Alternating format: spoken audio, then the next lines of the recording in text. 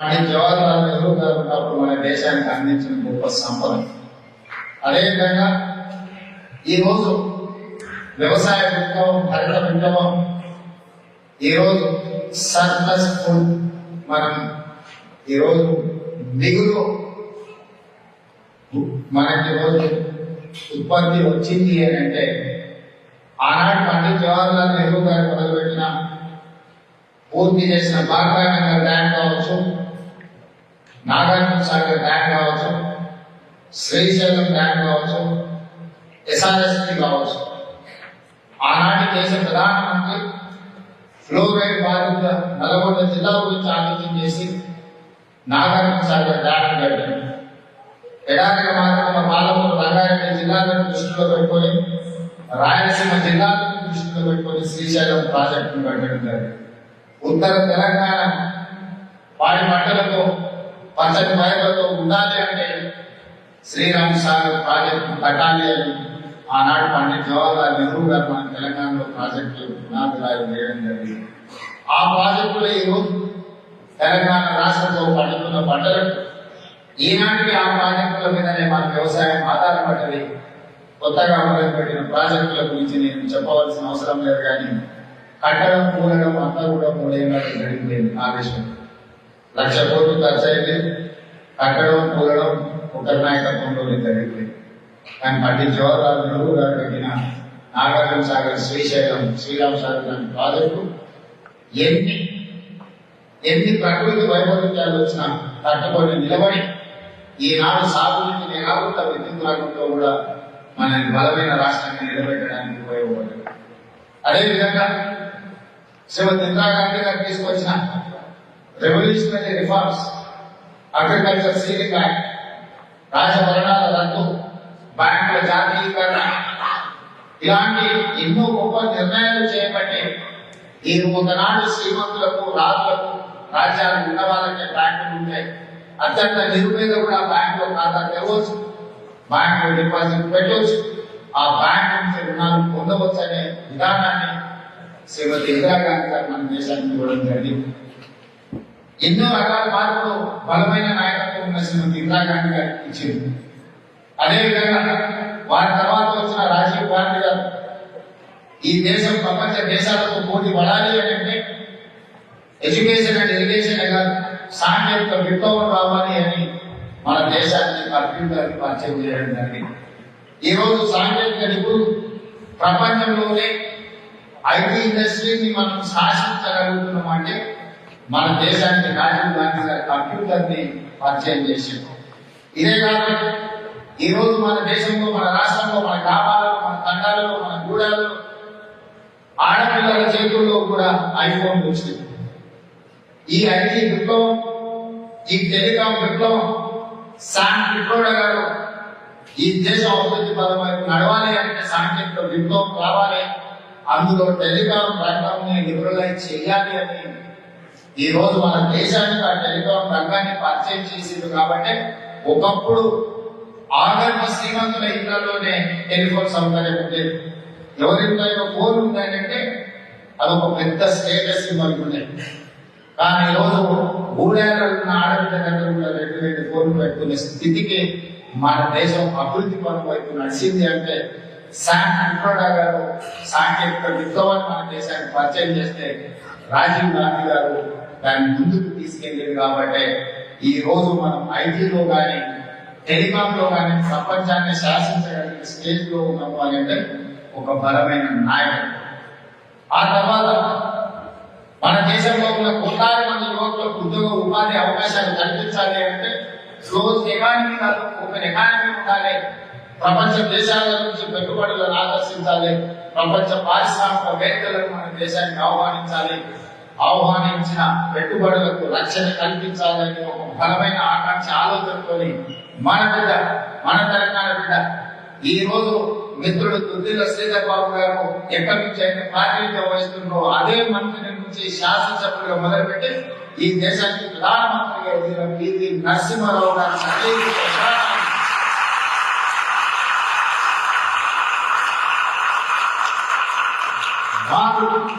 భారతదేశంలో ప్రవేశపెట్టిన సరళీకృత విధానాలే ఈరోజు మనల్ని ప్రపంచంతో పోటీ పడే విధంగా రాణించగలుగుతున్నాం. వారు గుర్తించిన నాయకుడు, వారు గౌరవించిన నాయకుడు ఆనాడు ఆర్థిక మంత్రిగా ఉన్న మన్మోహన్ సింగ్ గారు 10 సంవత్సరాలు ఈ దేశానికి ప్రధానమంత్రిగా ఎన్నో సేవలు అందించింది. కాబట్టి ఈ రోజు మనం అందరం సింగపూర్ ఎకానమీలో కూడా మన యొక్క వాటా ఉన్నది, మన యొక్క శ్రమ ఉన్నది.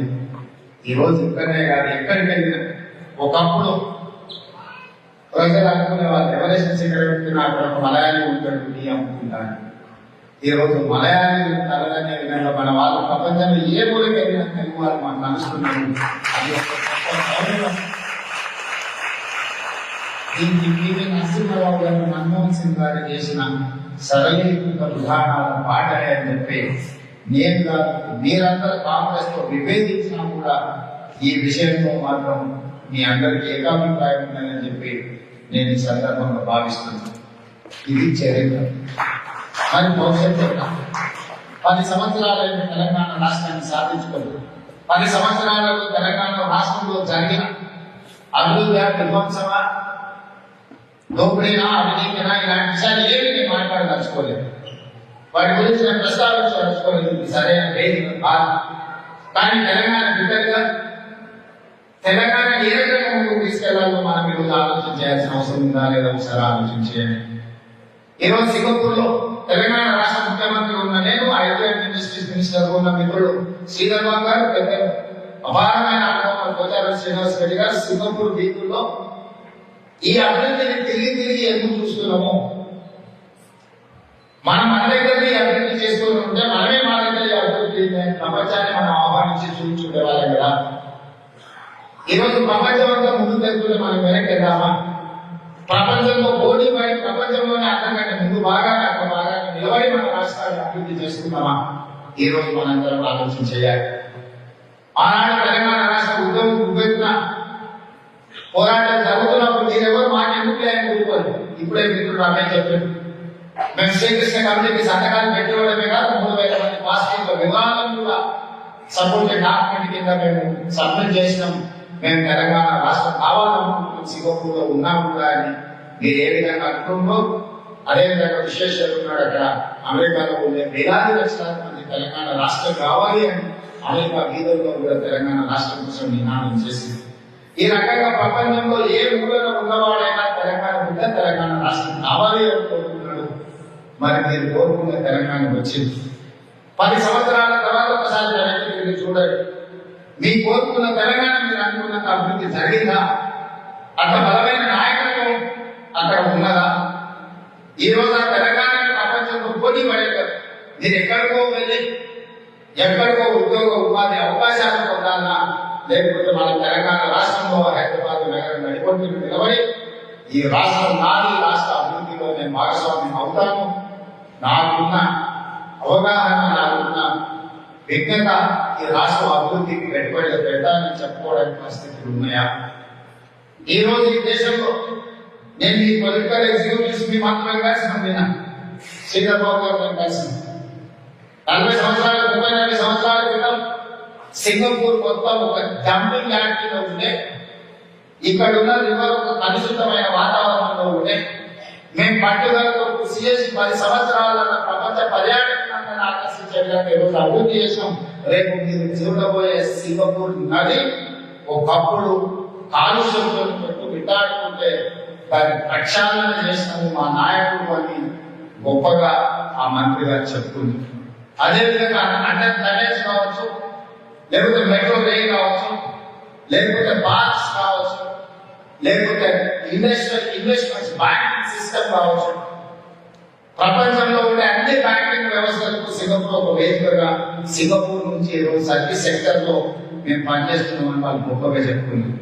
ప్రతి విషయంలో ప్రణాళికలో సింగపూర్ ప్రపంచంతో పోటీ పడుతుందని ఆ మంత్రులు చెప్తున్నప్పుడు వాళ్ళ గొంతులో ఒక గర్వం కనిపించింది, ఆత్మ సంతృప్తి కనిపించింది. ఈ రోజు సింగపూర్ జనాభా ఏంటంటే నేను అడిగాను, 6 మిలియన్ అన్నాడు, అంటే 60 లక్షలు. నేను వస్తా మిత్రుడిని అడిగిన దుబాయ్ జనాభా ఎంత, 3.6 మిలియన్ అంటే అక్కడ ఒక 40 లక్షల మంది, ఇక్కడ ఒక 60 లక్షల మంది, యాక్టర్తో 1 మిలియన్. ఈ 1 కోటి మంది ఒక దుబాయ్ లాంటి ప్రపంచాన్ని ఆర్థిక వ్యవస్థను శాసించగలిగిన దేశంగా, 60 లక్షల మందితో సింగపూర్ ప్రపంచానికి అభివృద్ధిలో ఆదర్శంగా నిలబడే దేశంగా రాణించగలిగిన మొత్తం 1 కోటి మంది అయితే ఒక హైదరాబాద్ నగరంలోనే నిన్న నేను కులగణని సర్వే చేసినప్పుడు 1,20,00,000 జనాభా ఉందని హైదరాబాద్ నగరంలో లెక్కలు లేదు. మరి 1 కోటి జనాభా ప్రపంచంతోనే పోటీ పడే విధంగా అభివృద్ధి చేస్తుంటే 4 కోట్ల జనాభా ఉన్న తెలంగాణ రాష్ట్రం ఎందుకు వెనుకబడాలి, ఎందుకు వెనకబడి ఉందో ఈ రోజు మనం ఆలోచన చేయాలి. ఈ రోజు మనం చర్చ చేయాలి. తెలంగాణ రావాలనుకున్నాను, తెలంగాణ కోసం కొట్లాడేట్టు తెలంగాణ సాధించింది మీరందరూ. మరి సాధించిన తెలంగాణ ఎక్కడనే కాదు వదిలేద్దామా? ఎవడో ఏదో ఒకటి మాట్లాడితే మనం అనుకున్న ప్రణాళికలను వదిలేసి రాష్ట్రాన్ని తిరోగమనం వైపు తీసుకెళ్దామా, రాష్ట్రాన్ని పురోగమనం వైపు తీసుకెళ్దామా? ఈ రోజు మనం చర్చించుకోవాల్సిన అవసరం ఉందా లేదా ఒకసారి ఆలోచన చేయాలి. అందుకే ఇయ్యాలి రీజనల్ రింగ్ రోడ్ గురించి మాట్లాడితే వద్దు మేము ధర్నాలు చేస్తామంటారు. Musi river development fund, Musi reservation project చేస్తామంటే మేము అడ్డుకొని తిరుగుతాం, మేము బుల్డోజర్ల కింద పండుగ వచ్చి చేస్తామో మేము చూస్తామంటారు. ఒక పారిశ్రామిక వాడని తీసుకుంటామంటే వద్దంటారు. ఒక ఫ్యూచర్ సిటీని నిర్మిస్తాం. హైదరాబాద్ నగరంలో రోడ్ల విస్తరణ చేయాలన్నా, డ్రైనేజ్ వ్యవస్థను నిర్మించాలన్నా 450 సంవత్సరాల చరిత్ర కలిగిన హైదరాబాద్ నగరంలో పూర్తి స్థాయి ప్రక్షాళన చేయాలంటే చాలా కష్టంతో కూడుకున్న విషయం. అందుకే ఈ ప్రపంచంలో పోటీ పడాలంటే ఒక నూతన నగరాన్ని నిర్మించాలి. ఆ నూతన నగరం ప్రపంచంలో ఉండి ప్రతి సాంకేతిక శక్తిని అక్కడికి తీసుకురావాలని ఫ్యూచర్ సిటీకి డిజైన్ చేసి ఈ రోజు రోజుకు 20 గంటలు పనిచేస్తున్న శ్రీధర్ బాబు గారిని అక్కడ మేము అడ్డుకుంటాము అని చెప్పి కొంతమంది ప్రయత్నం చేస్తుంది. ఒక గొప్ప నగరం మనకు ఉండొద్దా? ప్రపంచమే వచ్చి చూసిపోయే విధంగా ఒక ఫ్యూచర్ సిటీ మనకు ఉండొద్దా? అందులో ఆర్టిఫిషియల్ ఇంటెలిజెన్స్ నుంచి ఐటీ రంగం వరకు, డేటా సెంటర్స్ నుంచి మొదలు పెడితే ఫార్మా ఇండస్ట్రీ వరకు, ఎడ్యుకేషన్ ఇన్స్టిట్యూట్స్ నుంచి మొదలు పెడితే స్పోర్ట్స్ యూనివర్సిటీ వరకు, స్పోర్ట్స్ యూనివర్సిటీ నుంచి మొదలు పెడితే స్కిల్స్ యూనివర్సిటీ వరకు మనం ఏర్పాటు చేసుకోవాల్సిన అవసరం లేదా? అక్కడ ఒక క్రికెట్ స్టేడియం అక్కర్లేదా? దానికి గోల్ఫ్ కోర్స్ అవసరం లేదా? అక్కడ ఈ ప్రపంచంలోనే ఒలింపిక్ లో పోటీ పడి గోల్డ్ మెడల్స్ సాధించే స్పోర్ట్స్ అకాడమీస్ అవసరం లేదా? ఒకసారి ఆలోచన చేయండి. ఈ రకమైన ప్రణాళికలు తీసుకొని ముందుకు వెళ్ళాలి అంటే బలమైన నాయకత్వం ఉండాలి. బలమైన నాయకత్వం ఉండాలంటే మీరందరూ బలంగా మద్దతు ఇవ్వాలి. అప్పుడే నాయకత్వానికి బలం వస్తుంది. బలమైన నాయకత్వం అంటే ఆ అడుగు ఉంది 6 ప్యాక్ గంటలు బలమైన నాయకత్వం ఉండాలి. బలమైన నాయకత్వం అంటే ప్రజలు అండగా నిలబడాలి. ఆ ప్రజలు కోరుకుంటున్న విధానాలను ప్రజలకు తీసుకెళ్లగలిగిన శక్తి ఉండాలి.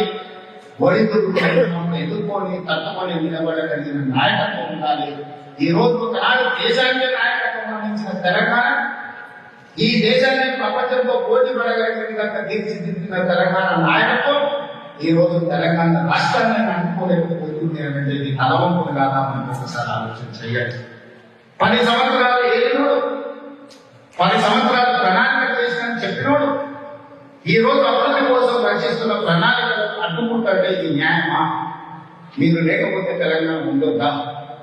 మీరు పాలించకపోతే తెలంగాణ ప్రజలకు జీవించే హక్కు లేదా? మీ మోచేతి నీళ్లు తాగుతుంటేనే 4 కోట్ల తెలంగాణ ప్రజలు బతకాలనా? తెలంగాణ ప్రజలు స్వేచ్ఛగా తమ ప్రణాళికలు రచించుకోవాల్సిన అవసరం లేదా?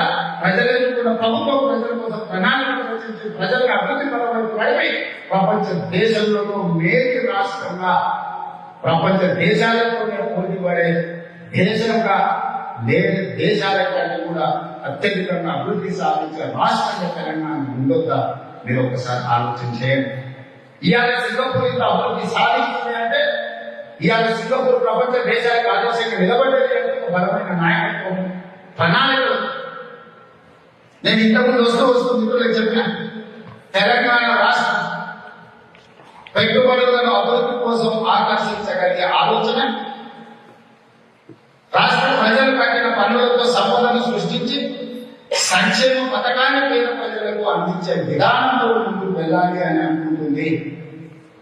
అభివృద్ధి సాధించడం, అభివృద్ధి ద్వారా సాధించిన సంపదను పేదలకు సంక్షేమ పథకాల ద్వారా పంచడం, అభివృద్ధి సాధించడం, పేదలకు సంక్షేమ పథకాలను పంచడం అనేది మా ప్రభుత్వం యొక్క విధానం. ఈ విధానంలో రీజనల్ రింగ్ రోడ్ విషయంలో కావచ్చు, రీజనల్ రింగ్ రైల్ విషయంలో కావచ్చు, ల్యాండ్ లాక్ స్టేట్ ఈ దేశం అభివృద్ధి చెందిందంటే పోర్టులు ఉన్నాయి. ప్రపంచ దేశాలు ఎక్కడి నుంచి వెళ్ళాలన్నా, ఒక దేశం నుంచి ఇంకో దేశానికి వెళ్ళాలంటే సింగపూర్ ఒక హబ్ గా ఉంది. ఈ రోజు సింగపూర్ ను టచ్ చేసుకుంటే ఇంకో దేశానికి పోయే పరిస్థితి ఈ రోజు మీకు పోర్ట్స్ వల్ల వచ్చేది. దాంతో మీ ఎకానమీ అనేది ఒక ఉన్నత స్థాయికి వెళ్ళింది. మరి తెలంగాణ సముద్రం లేదు, ఏ వైపున చూసినా భూమి ఉంది, ల్యాండ్ లాక్ స్టేట్. అందుకని మన ప్రధానమంత్రి గారితో మాట్లాడుతూ వారికి చెప్పిన ఎన్నికలు వచ్చినప్పుడు రాజకీయాలు, ఎన్నికల తర్వాత అభివృద్ధి ఆకాంక్షించే తెలంగాణ ప్రజలు డ్రై పోర్ట్ కోరుకుంటున్నారు. తెలంగాణ రాష్ట్రానికి డ్రై పోర్ట్ ఇవ్వండి, డ్రై పోర్ట్ నుంచి బందర్ పోర్టుకి డెడికేటెడ్ నేషనల్ హైవేతో పాటు డెడికేటెడ్ రైల్వే లైన్ ప్రపంచంలో ఉన్న పరిశ్రమలు మా రాష్ట్రానికి రావాలి. ఈ ఎలక్ట్రిక్ వెహికల్స్ నుంచి, ఈవీ నుంచి, ఫార్మా వరకు, అదేవిధంగా సెమీ కండక్టర్ ఇండస్ట్రీని మేము అభివృద్ధి చేయాలనుకుంటున్నాం. ఒక ఇండస్ట్రియల్ రెవల్యూషన్ తెలంగాణ తీసుకురావాలనుకుంటున్నాం. అందుకే మాకు ఔటర్ రింగ్ రోడ్ పక్కన, రీజనల్ రింగ్ రోడ్ పక్కన మాకు డ్రై పోర్ట్ ఇవ్వాలి. డ్రై పోర్ట్ నుంచి బందర్ పోర్టుకు డెడికేటెడ్ రైల్వే లైన్ తో పాటు గ్రీన్ ఫీల్డ్ నేషనల్ హైవే ఇవ్వండి. దాంతో మేము అభివృద్ధి సాధిస్తాం. ప్రధానమంత్రి మీరు 5 ట్రిలియన్ ఎకానమీ దేశాన్ని తీసుకెళ్లాలనుకుంటున్నారు కదా, మా ఒక్క రాష్ట్రం నుంచి 1 ట్రిలియన్ ఎకానమీని కాంట్రిబ్యూట్ చేస్తాం ప్రధానమంత్రి.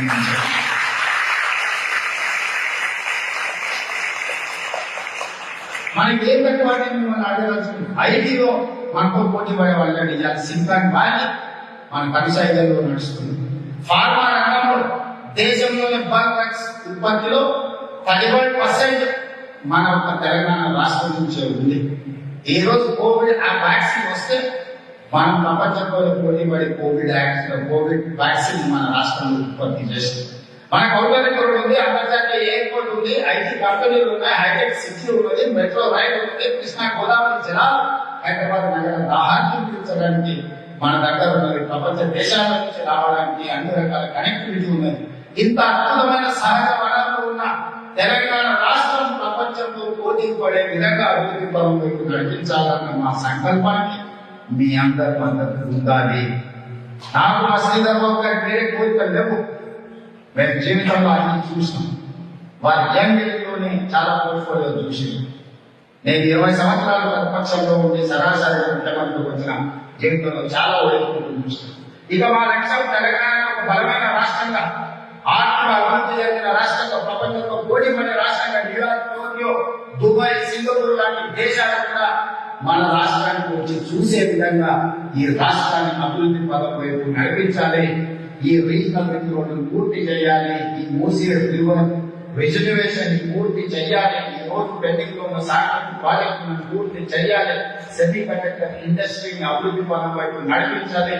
ఇట్లాంటి ఫ్యూచర్ సిటీని, ఏదైతే ఒక గొప్ప నగరాన్ని, ఒక కాలనీ, గేటెడ్ కమ్యూనిటీ, ఒక స్పెషల్ ఎకనామిక్ జోన్ కాదు, ఒక నగరాన్ని నిర్మించాలంటే 30,000 ఎకరాల ప్రపంచంతో పోటీ పడే విధంగా ప్రణాళిక రచిస్తున్నాం. దాని ఆర్కిటెక్ట్ సింగపూర్ నుంచే, ఈ రోజు మూసీ రివర్ రిజర్వేషన్ కూడా సింగపూర్ నుంచే కన్సల్టెంట్స్ అపాయింట్ చేసి